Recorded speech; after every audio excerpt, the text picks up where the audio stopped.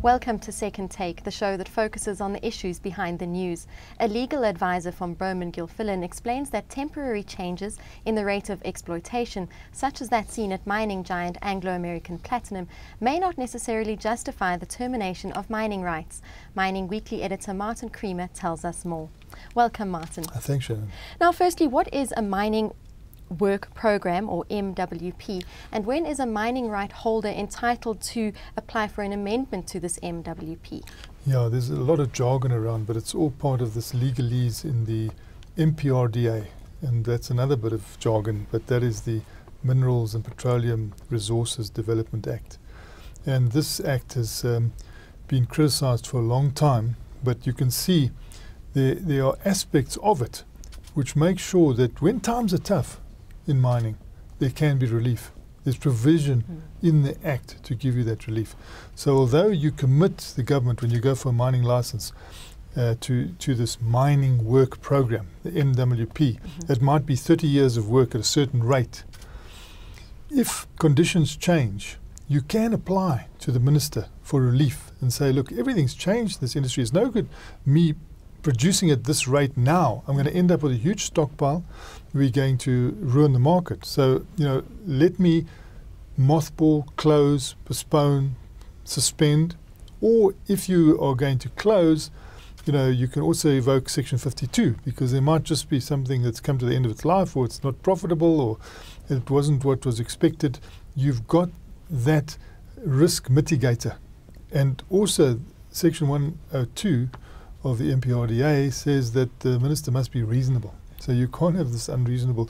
So the industry has sort of fought for what is right, because it's a cyclical business. And although the government has taken the custodianship of all the mineral rights and issues licenses for you to mine, you become like a contractor over a period, and you're subject to this mining work program, or mining MWP, and then you've also got social and labour plan commitments, so you've got SLP, another acronym. You can point out that the conditions have changed to such a point that you have got to do something to curtail supply. And so it would appear that the current fall in demand for platinum, as well as the huge oversupply because of the recycling factor and Europe not buying diesel-driven cars, would be something that would enable Amplats to apply for the closure of 2 of its mines, the mothballing of 4 shafts, the selling of 1 mine, and the potential retrenchment of 14,000 people. That is all covered. It's provided for in the law. But yet this huge row has broken out, as if those provisions weren't there, and as if you've got to be like blindfolded, and you've just got to produce flat out or at the rate that you said you would in this mining work program, the MWP, for the duration of the period. No, there could be changes in the pace. You might go faster at a later stage when the demand is up. So this is where the Act is wise. It's allowing for the cyclicality of the mining industry, although this isn't being acknowledged at the moment. And I suppose it's in everyone's best interest for the company to be profitable. Without profitability, there's going to be huge angst. We know that in Norilsk, the Russians, they sort of tried to produce irrespective of market conditions. And they ended up with, on their nickel mine, Norilsk, with this huge stockpile full of palladium. And, that caused havoc in the market. I mean, the palladium price was depressed for years as a result of that stockpile. You can actually not only ruin it for your own country, you can ruin it for other countries as well. So you've got to be responsible. We as South Africa, we've got to be responsible as a mining country. When the miners are price takers, they're not price makers. So if the price is falling, you've got to stop supply. It's not like many other industries. So they've got to respond. They've got to have that flexibility, and the laws have got to give them that flexibility. And this law does have that flexibility, provided you apply. And then if you still don't get that relief, you can seek the help of the courts. Can you tell us a bit about Central Randgold and how these cases are similar? So you see with Central Randgold, September 2011, I think our photographers went rushing out to Central Randgold. We were told that we should be at the mine because the Department of Mineral Resources was going to hand over a document in which their mining right was cancelled. And the reason for that was that they hadn't produced for 6 months. Therefore, they hadn't complied with their mining work program, the MWP, and also they hadn't consequently complied with their social and labour plan.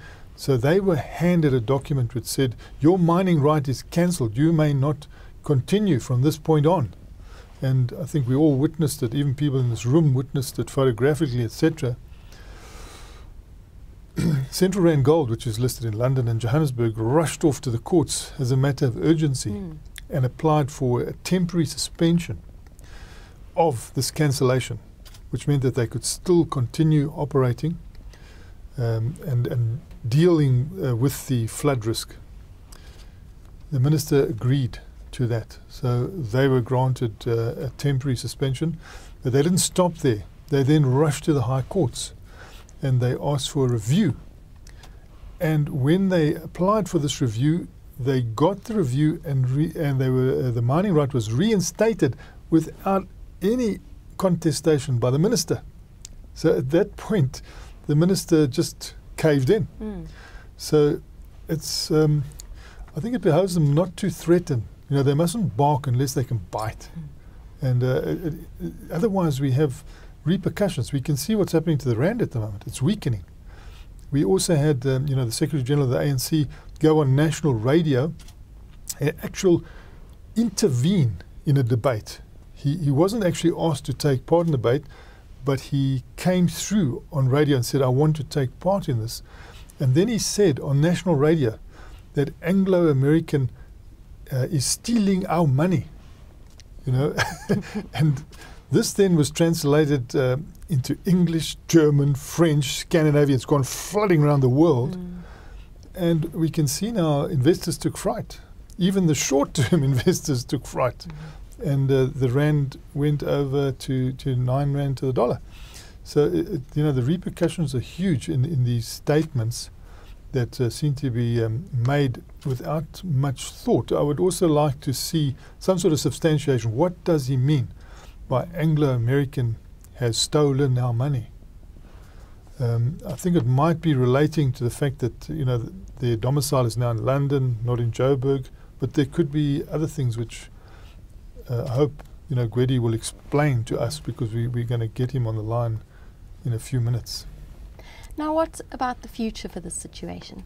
Well, you can see that even though there is provision in this law, there are also quite a lot of teeth in this law, because if it is decided that, you know, with the Mining Works program, MWP, you haven't actually complied, and you haven't complied with your SLP, the social labour plan, you know, your company can be put into judicial management, you know, which is quite a harsh thing. Okay, you can rush off to the High Court and try and do something, but I think you'd get a real blow. So these are serious things. People have to do them unless they've got a very valid excuse for not doing them. You can't just goof off, because then you will have your mining license taken away, and they will even push you out as the driver of the vehicle and start driving the company themselves, you know, under judicial management. So that is quite a strong penalty that can be imposed on people that willfully just play fast and loose with the law in South Africa. So it has got strong provisions and teeth. And then also, I think if I look here, there is also a situation where if these decisions aren't fairly reasonably taken, I mean, there has to be reason behind it, then the mine owner or the mining right holder can also, you know, run to the High Court for review, as we saw in the case of Central Randgold. I'm sure these things don't happen lightly, though, I think from the mine or from government. You know, mines would love to make a lot of money. It's when they're running into losses that they start having to downsize. And the moment they want to downsize, they've got to apply. And we see that Section 102 of the MPRDA, plus I think Section 52, has this provision where you can apply, you can go through the process, and the authorities have to be reasonable. So, that is quite a risk mitigator for investors. And then you still can go to the courts for relief. So I think the law is provided quite well in this respect. There are a lot of other critics of the MPRDA. They feel there's too much discretionary power in the hands of the minister. Perhaps it is time that the regulator and the ministry became completely two different setups, because I think it's too hard for the minister to have this oversight and regulate. It would be better to have an independent regulator. We know in Chile that the courts do all the mining right grants. So they try and make it as objective as possible, so you don't have any of this discretion.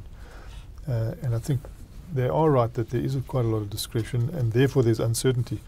Although people are saying, like Gwedi Mantashe on national radio, that the uncertainty has been taken away since Mangaung. I think the nationalisation uncertainty has been taken away, but people still feel in that act there are a lot of flaws. Well, thank you so much for making that more simple for me. It's a pleasure, Shannon. That's the show for today. Join us again next time for more news and insights into what's happening in the mining world.